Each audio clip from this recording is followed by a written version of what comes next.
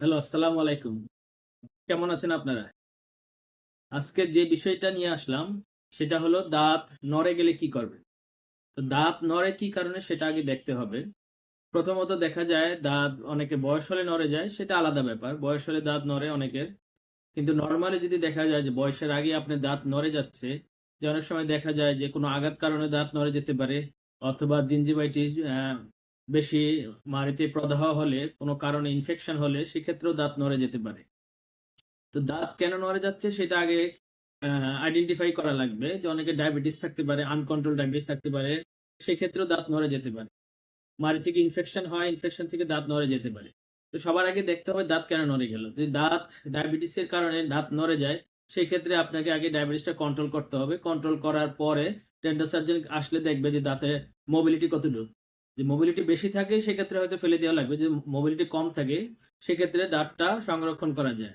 আঘাতের কারণে দাঁত পড়ে যেতে পারে। যদি আঘাতের কারণে দাঁত পড়ে যায় সাথে, সাথে যদি সেই সম্পূর্ণ দাঁতটা যদি না ভেঙে থাকে এবং সাথে, সাথে যদি ঘন্টাখানেকের মধ্যে যদি দাঁতটাকে নিয়ে ডেন্টাল সার্জনের কাছে আসা যায়, সেই দাঁতটা আবার আ রক্ষা করা যায়।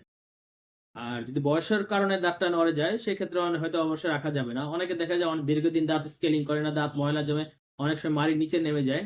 সেক্ষেত্রে দাঁত নড়ে যায়। সেক্ষেত্রে যাতে দাঁত না নড়ে যে নিয়মগুলো আছে সে একজন ডেন্টাল সার্জনের কাছে গেলে সেই পরামর্শটা আপনাকে দিয়ে দিবে। তো দাঁত কেন নড়ছে সেটা হলো আসল কথা। ডায়াবেটিসের কারণে হলে বললাম যেটাই যে ডায়াবেটিসটা কন্ট্রোল করতে হবে। আঘাত কারণে হলে ১ ঘন্টার মধ্যে নিয়ে আসতে হবে।